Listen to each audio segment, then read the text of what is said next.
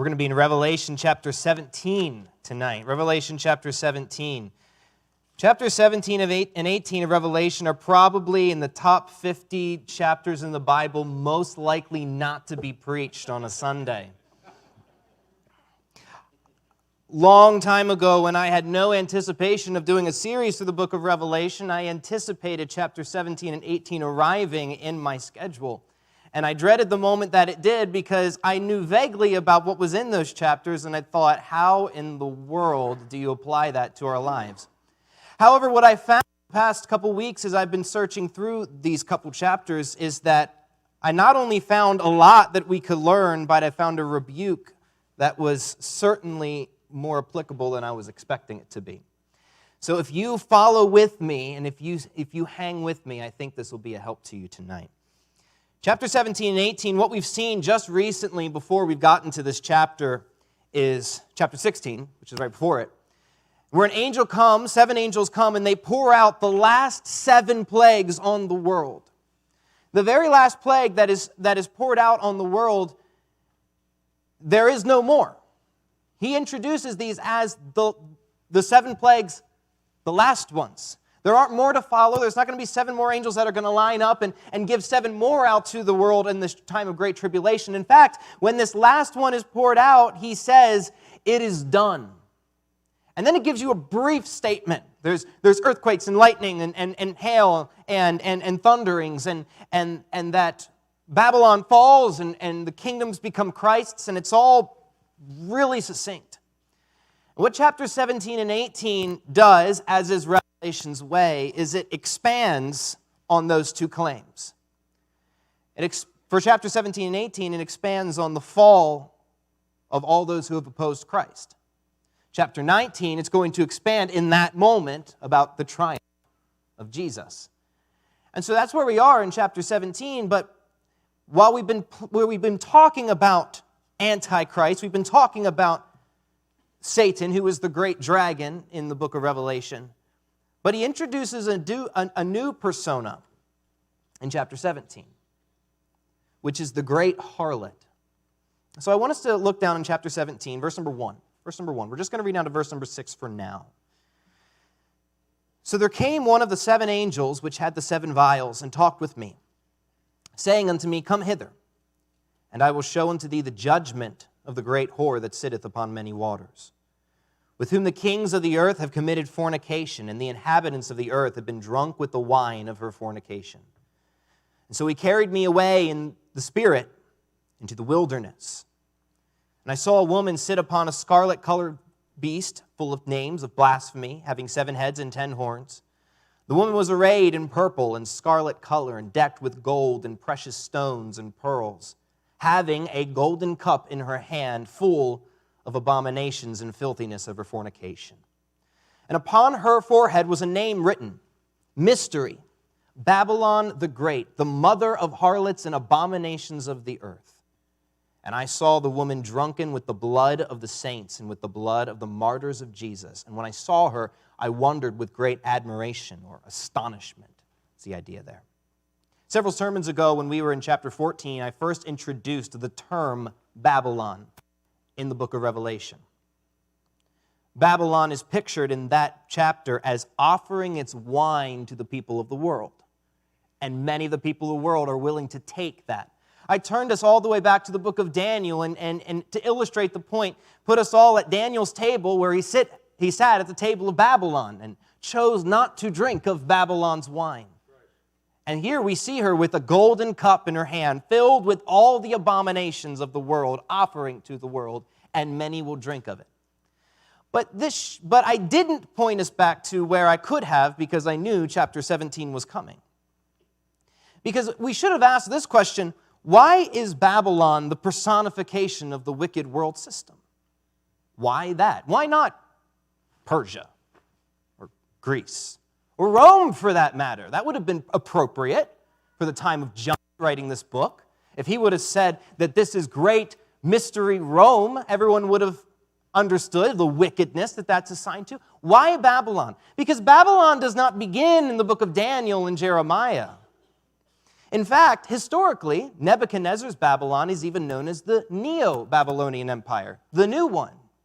And you can't have a new one unless you have an old one. Because the story of Babylon doesn't begin in Daniel. The story of Babylon begins all the way back in Genesis. So I want you to turn there. Genesis chapter 10. We're going to be in chapter 17 of Revelation for the rest of our time, but I want you to turn to Genesis 10 really quickly.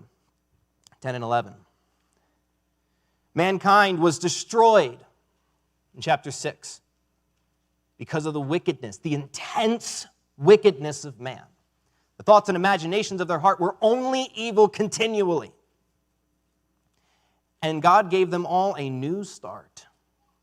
Noah, Shem, Ham, Japheth, they all had the opportunity to repopulate the earth in the righteousness of Christ and following the Lord the way they should have. And so we have a genealogy in chapter 10, and we introduce in verse number 8 of chapter 10 a guy as he goes by. Cush, verse number 8 of chapter 10, begat Nimrod. He began to be a mighty one in the earth. He was a mighty hunter before the Lord, wherefore it said, even as Nimrod, the mighty hunter before the Lord. The beginning of his kingdom was Babel, Erech, Akkad, Calneh, in the land of Shinar. He expands on that story in chapter 11. So turn to chapter 11, verse number 1. The whole earth was of one language and of one speech. It came to pass, as they journeyed from the east, that they found a plain in the land of Shinar. They dwelt there.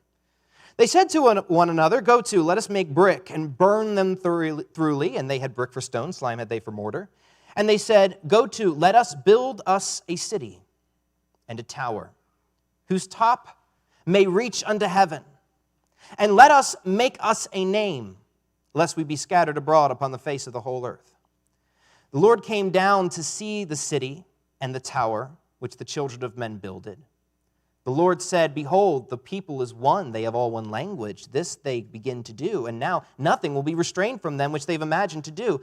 Go to, let us go down, and there confound their language, that they may not understand one another's speech. So the Lord scattered them abroad from thence upon the face of all the earth, and they left off to build the city.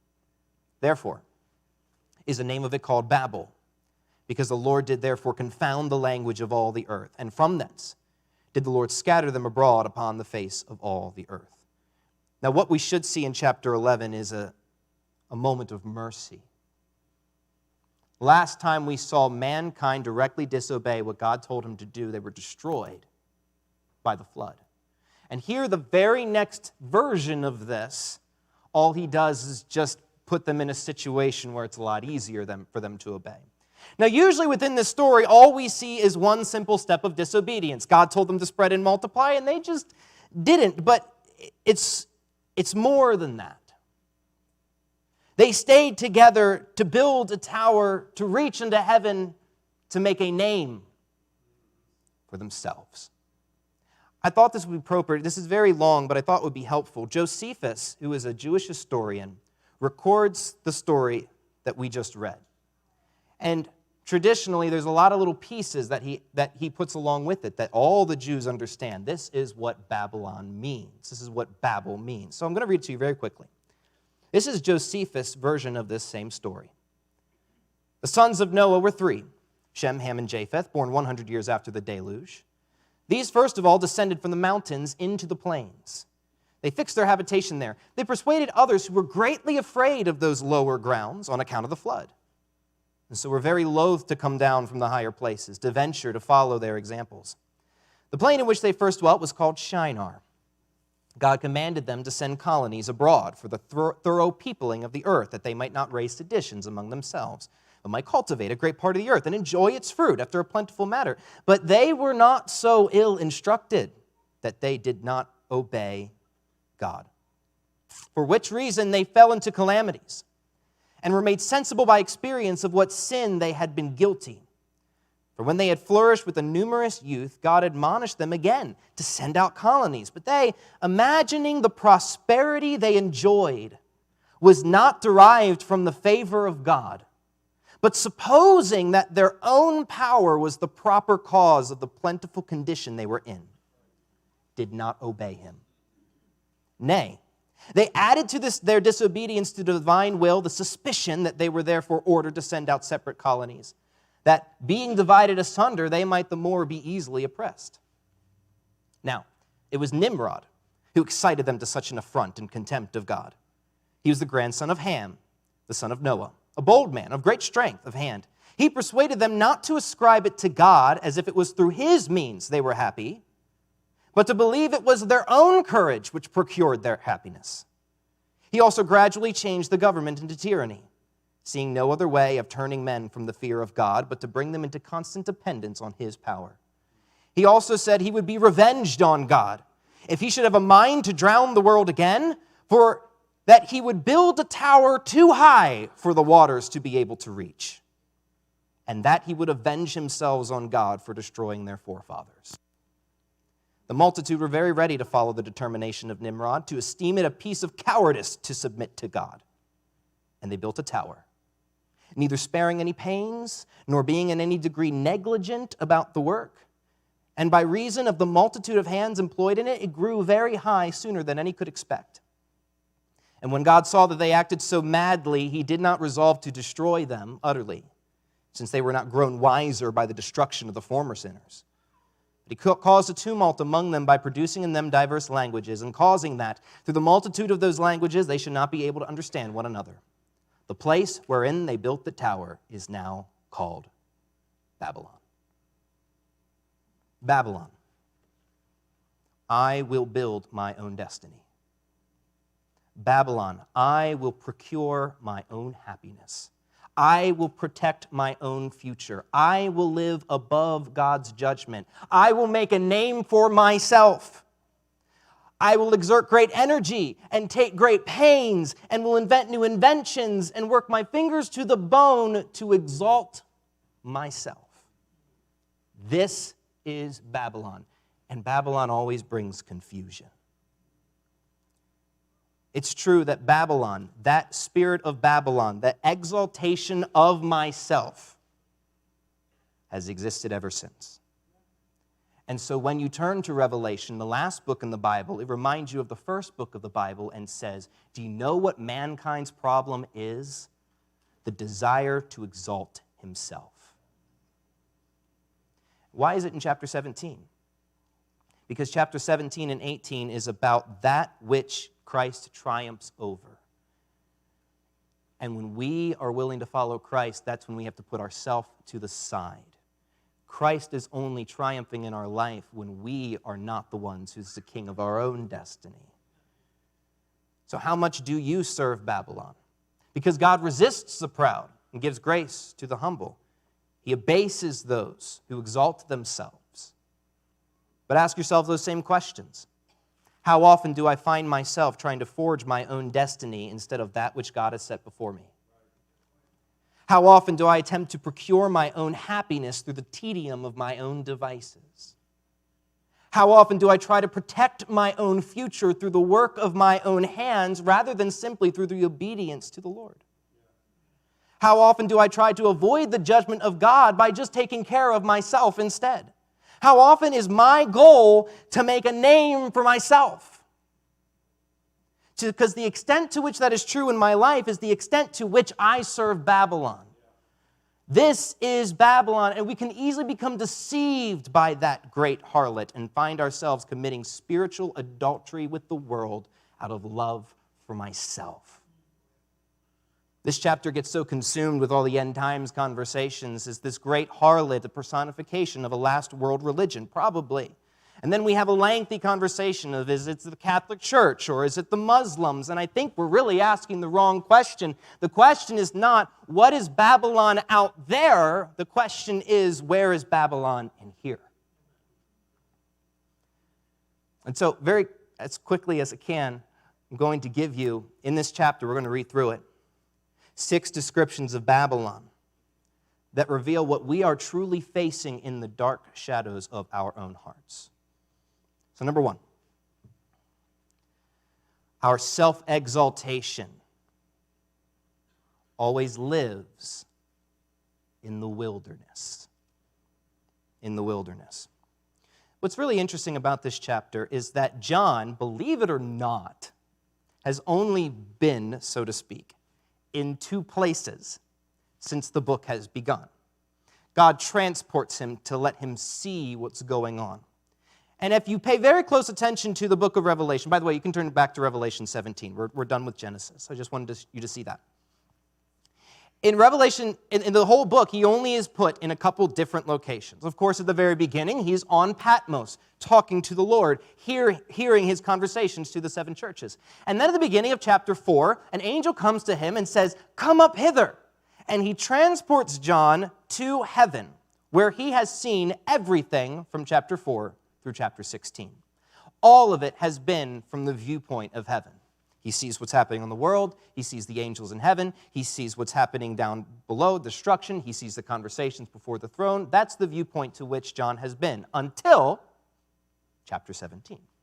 This is the first time that an angel picks up John and he moves him.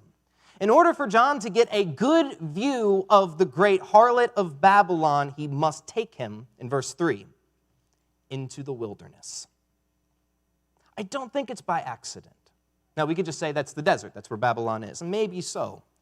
But in the Bible, the wilderness is always a picture of desolation and death. The wilderness is always a picture of the place of hardship. It is always a picture of the place that's not the promised land. J.A. Seiss says this about that moment.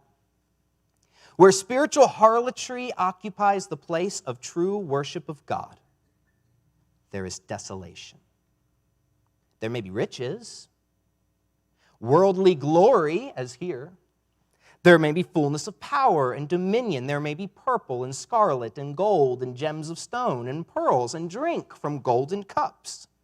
There may be luxuries, sumptuous living, pomp, display, and everything to delight the sensual heart. And yet, where the word and worship and institutes of God are trampled underfoot, it is wilderness.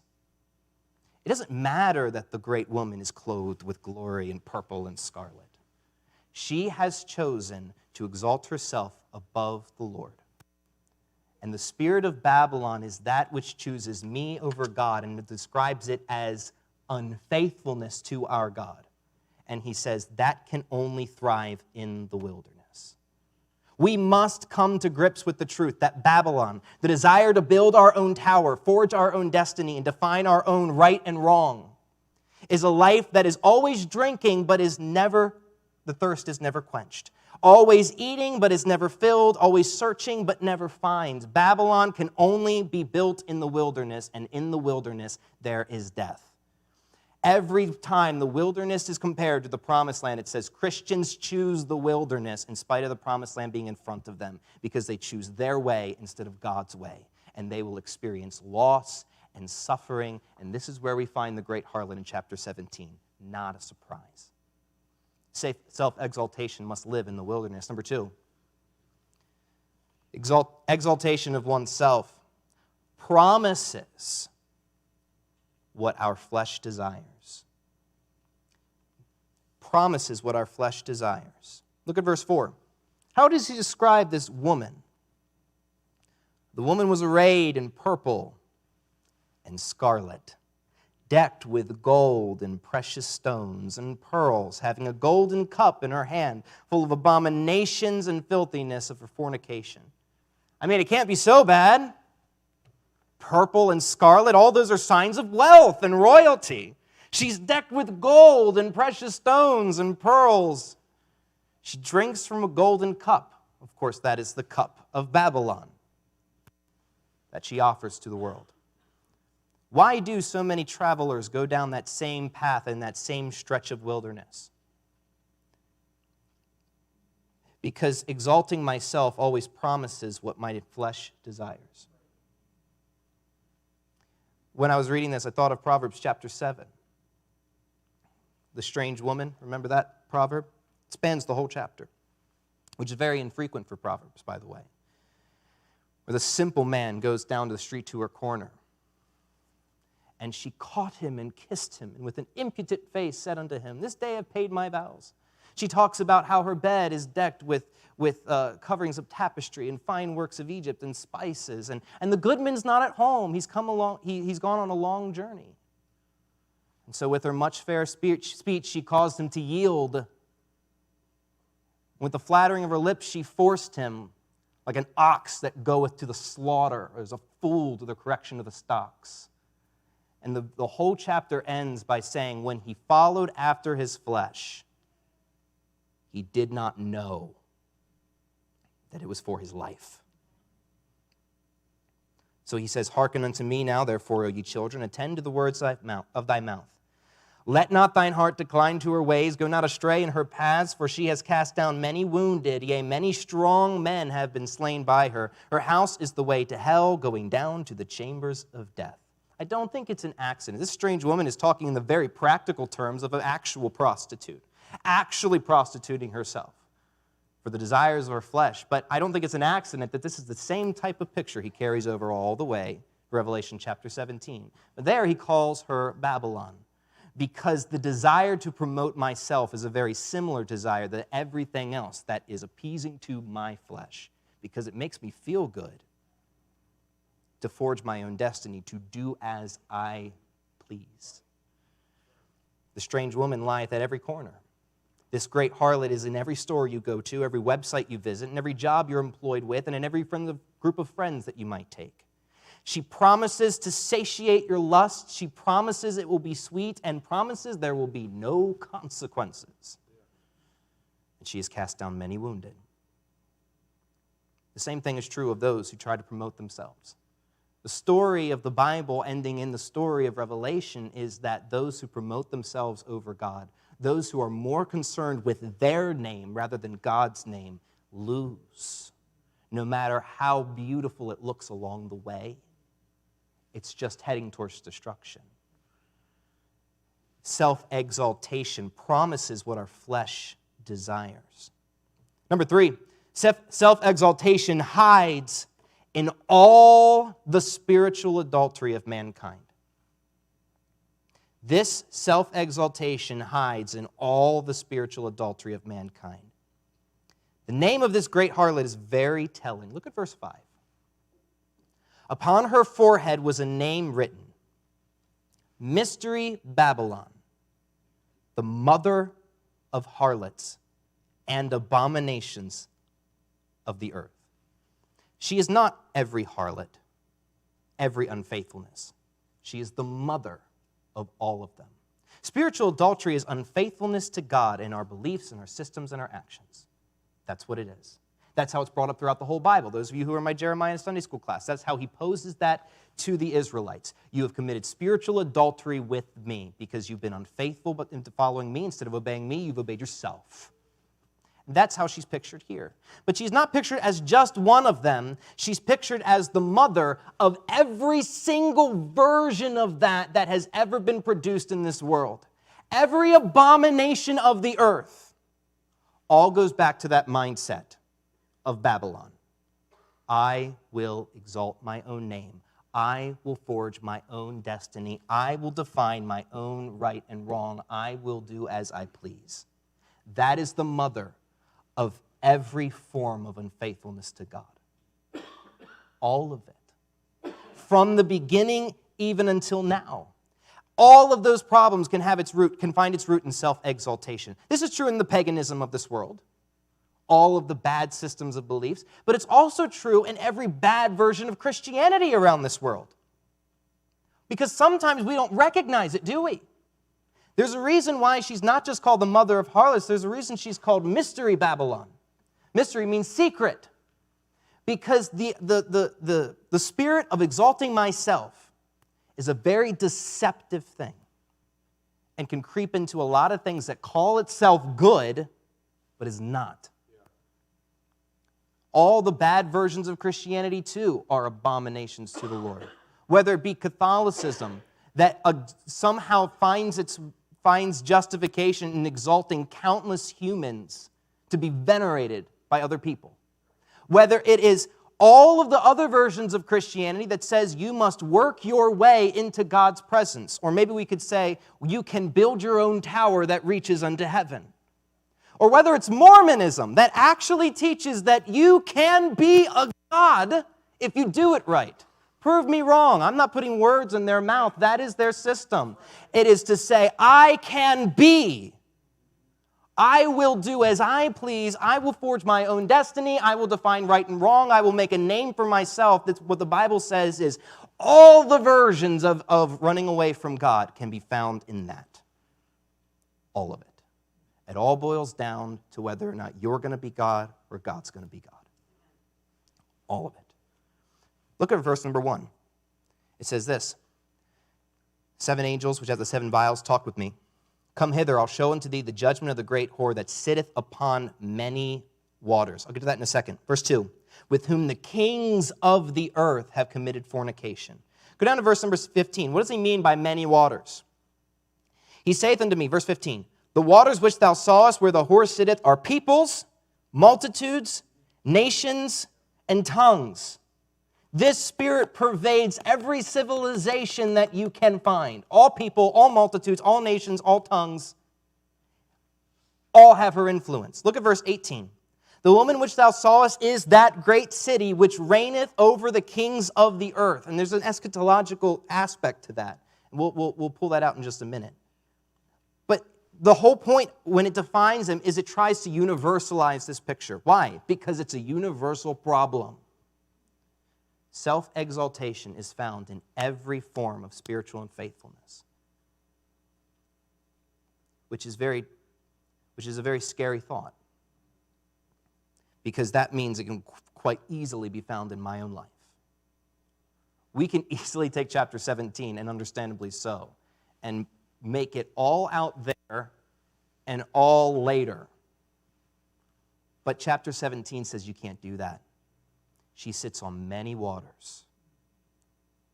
She has influenced many people, many nations, many languages, many kings. Many have been cast down by her. This is not just a later problem. This is a now problem. We're going to see that in a second too. The Bible warns of all these bad thinking, all this way of bad thinking in the future. Calls these things doctrines of devils. But in 2 Timothy chapter 3, when he talks about the perilous times that will come, do you know the very first thing that he says? For men shall be lovers of their own selves. They will be lovers of pleasures more than lovers of God. They have a form of godliness. It's cloaked well. They just deny the power thereof.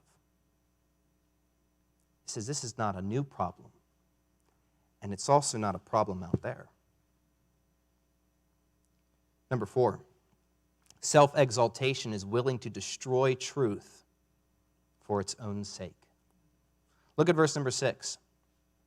I'm going to get to the hard part here in just a second, so don't worry. We will get there.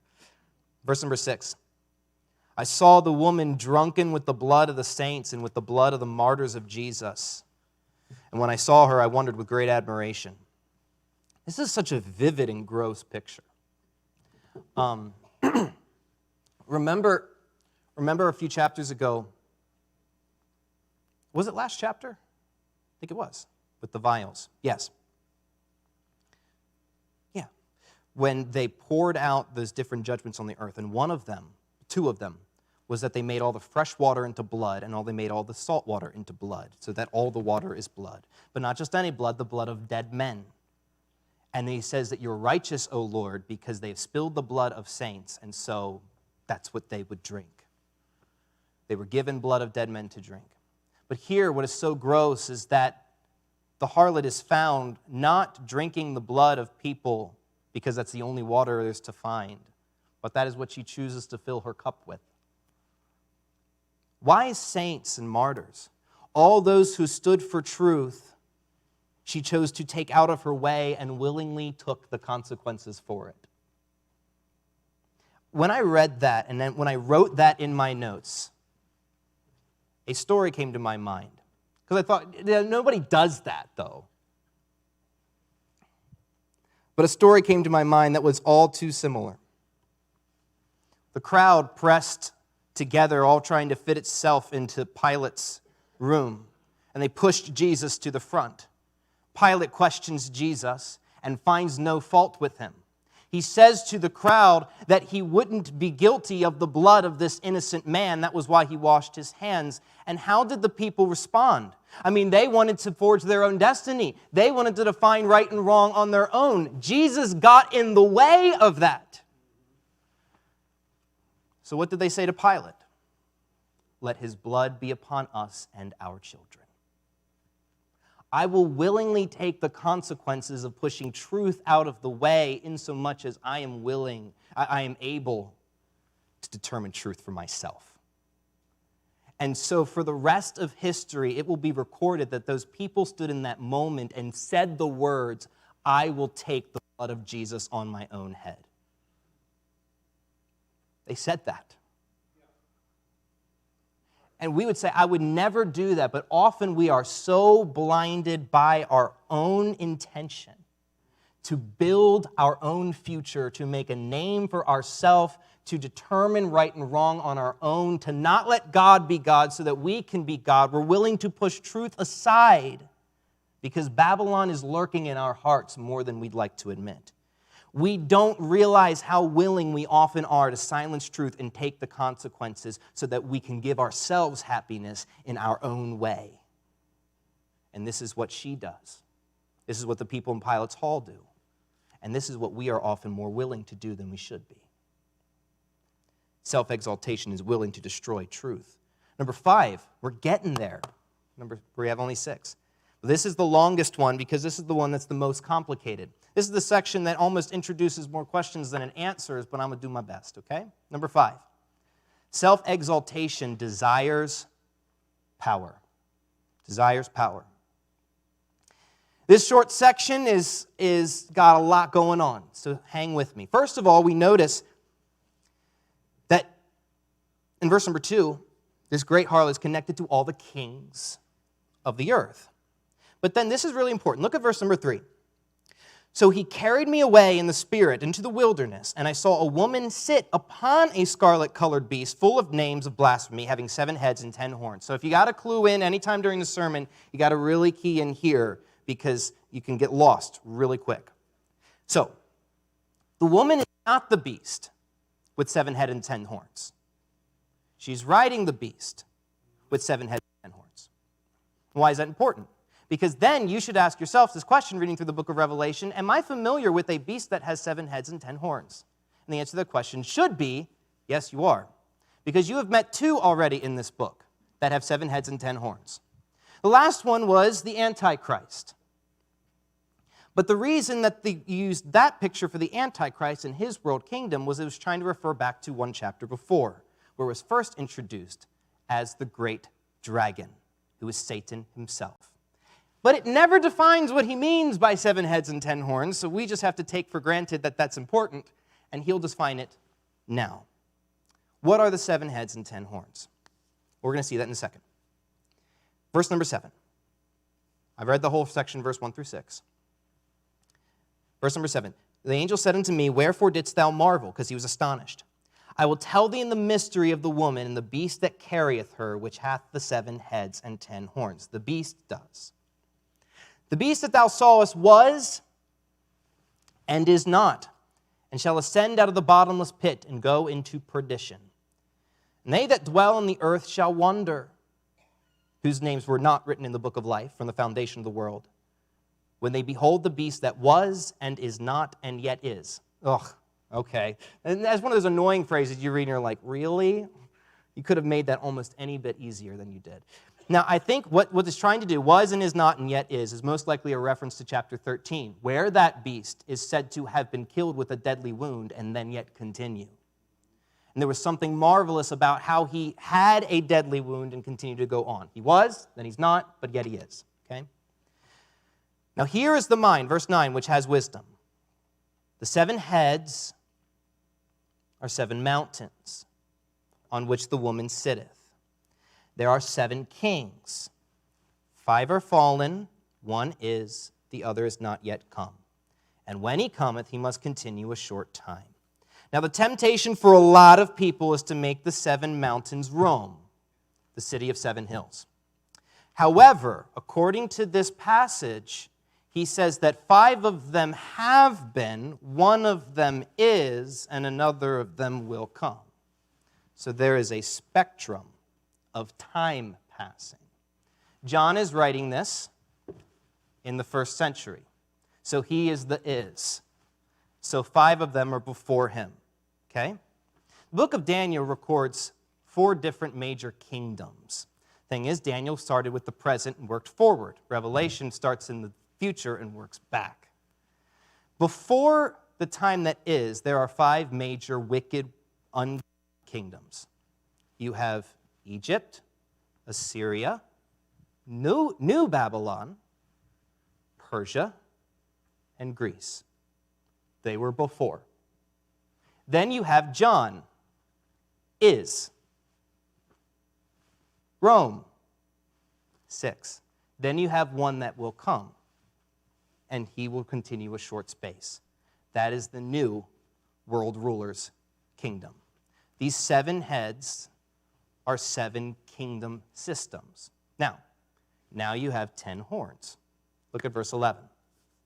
Oh, actually, no, we're not there yet. The beast that was and is not, even he is the 8th, and is of the 7, and goeth into perdition. The new world order that will come out of the Antichrist time will not be enough for him. That new united system around he won't have absolute power. One day he wants absolute power, and is out of those kingdoms that come the last, Kingdom 7, 2.0. And this is the one where the Antichrist has absolute rule. Now, that's actually really important to a point I'm going to make here at the end of the sermon. What about the 10 horns? The 10 horns, verse 12, which thou sawest, are 10 kings, which have received no kingdom as yet, but receive power as kings 1 hour with the beast. These have one mind, and shall give their power and strength unto the beast. So, what do we know? The 7 heads and the 10 horns is picturing 7 major wicked, ungodly systems of men, kingdoms. The 10 horns are 10 kings that all rule at the same time at the end. And we see this picture, 7 heads and 10 horns, hanging out with the Antichrist. But it's first given the 7 heads and 10 horns are put on Satan himself. Why does he do that? Because he wants us to recognize that all these kingdoms of men are raised and lowered because Satan is trying to work his plan. These world powers, these wicked kingdoms who have spilled the blood of those who speak the truth, Egypt, Assyria, Babylon, Persia, Greece, Rome, no good things does the Bible have to say about any of those. All of these have been satanically influenced. So we know that. But we also know that throughout all these kingdoms, the 7 heads and 10 horns, riding on the back of this beast is Babylon. Throughout all of these kingdoms of men is this spirit. I will build my own tower. I will make a name for myself. I will procure my own happiness. I will define right and wrong. I will chart my own future. There's a reason why that woman rides the beast of all kingdoms of men. She sits on many waters. She has influenced many kings because it's found in all of those decisions that men have made to put themselves on top of the world. J.A. Seiss says this, dragon agencies are ill at ease without some form of dragon worship. Only what will dignify, if not deify, lust and selfishness is in accord with their spirit. It's a sad commentary on humanity, but it is the truth that all great world powers from first to last are the paramours and the props of the harlot woman. History itself, according to Revelation 17, and all the major movements of mankind can be summed up with this: men trying to build their own tower. And is that not true? Willing to do anything, willing to push anyone aside in order to make a name for themselves. And you and I, we just end up playing right into the system. That the greatest success that I can be is to just build my own tower as high as I can make it. Make my name as prevalent as I can. do as much as I can, have as much freedom as I can to do as I please. That would be success and freedom. And we play right into the system. Now, is that an actual final world religion? I think it is. But the spirit that's there is no different than the spirit that's gone before. I will do as I please. It desires power and rides the power, but this takes me to the last one, which struck me more than almost any of the other ones, because I was not expecting it to come. Number 6, self-exaltation is self-destructive. From this last point, we should note a tension. The woman rides the beast. The beast is the Antichrist, or empowered by the dragon himself. All those satanically influenced world powers, all the way up to the last one with that union of 10 kings. So who is in charge in this picture? The beast or the harlot? Satan or the spirit of Babylon? Has mankind deceived Satan into letting man use Satan's power and influence so that Babylon can build its own tower? Or has Satan capitalized on man's intense desire to make a name for himself in order to drive world history towards Satan's goals at man's expense? That's the question that I had. The woman rides the beast. Who is in charge? What is the last system? The woman rides the beast with 7 heads. But remember, we just saw a minute ago that the very, very, very last system is an 8th one. Did you notice that? The 8th one comes out of the 7. So there seems to be one last system in which mankind and his intense desire to make a name for himself somehow seems to be missing out of. What is this very, very last system on the timeline that he's speaking of? Well, according to Revelation chapter 13, where all religions may have become one, all man's harlotries are brought together and justified collectively, after that, the very last world religion and world belief and world system is where all mankind must bow before Satan himself. Remember that? He made an image and forced everyone to bow to it and give obeisance to it. The Bible says in 2 Thessalonians chapter 2, speaking of that moment, he says, "Let no man deceive you by any means. That day shall not come, except there come a falling away first, and that man of sin be revealed, the son of perdition, who opposeth and exalteth himself above all that is called God or all that is worshipped, so that he as God sitteth in the temple of God, showing himself that he is God." Listen, Satan has not been helping mankind build man's kingdom. He's been building his kingdom. And when he does not need man, he will abandon her. This is what I was not expecting. Look at verse 16. So you have the woman riding the beast with 7 heads. Then you have an 8th one. The woman has clothes with scarlet and purple, gold, precious stones. She has everything the flesh could desire. And then we get to the end of the chapter, verse 16. The 10 horns, those are the 10 kings at the very end. They're all going to rally around the Antichrist and give him what he wants. Which thou sawest upon the beast, these shall hate the whore, and shall make her desolate and naked, and shall eat her flesh and burn her with fire. She was rich, covered in gold, precious stones, and pearls, purple and scarlet. But when Satan no longer needs man's ambitions to build his kingdom, then he will allow them to be desolate and have nothing. Satan is perfectly willing to let you build your own tower, because at the end of the day, when we're building our own tower, we're actually building Satan's tower. When we're making a name for ourselves or think we are just making Satan's name greater than it deserves to be. When we are not letting God define right and wrong, we're not defining right and wrong. We're letting Satan define right and wrong for us. There is a reason why all false doctrine is called the doctrines of devils.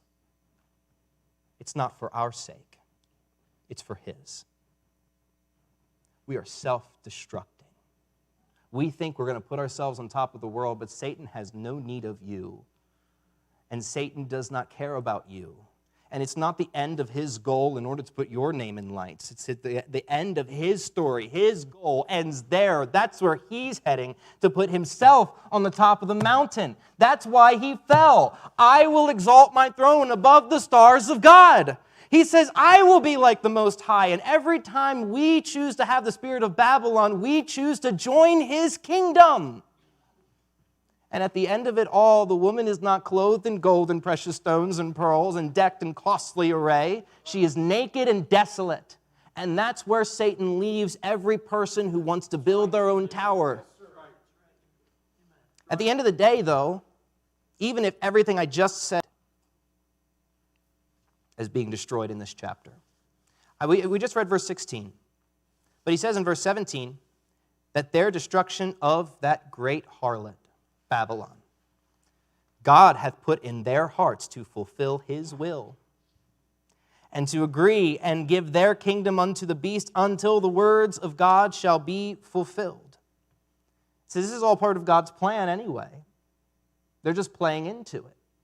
This whole chapter, we must remind ourselves why chapter 17 is here. Chapter 17 is not here to remind us about how great Babylon is. Chapter 17 is here to expound on the end of chapter 16, which is this: it is done, and all kingdoms have become Christ. Chapter 17 is just an explanation of that. From beginning to end of this chapter, that's how it starts. Verse number 1 says, let me show you the judgment of this great harlot. Both times, the beast himself, verse number 8, verse number 11, when he describes the beast, he says, the one that goes into perdition, destruction, perishing, ruin. That is where he is going. That's why right in the middle of all of this, he reminds us this very important thing. Verse 14, go back and look at verse 14. These shall make war with the Lamb, and the Lamb shall overcome them. It doesn't matter that you want to build your own tower and that you want to put yourself on the top, because no version of the story ends with you winning. Look,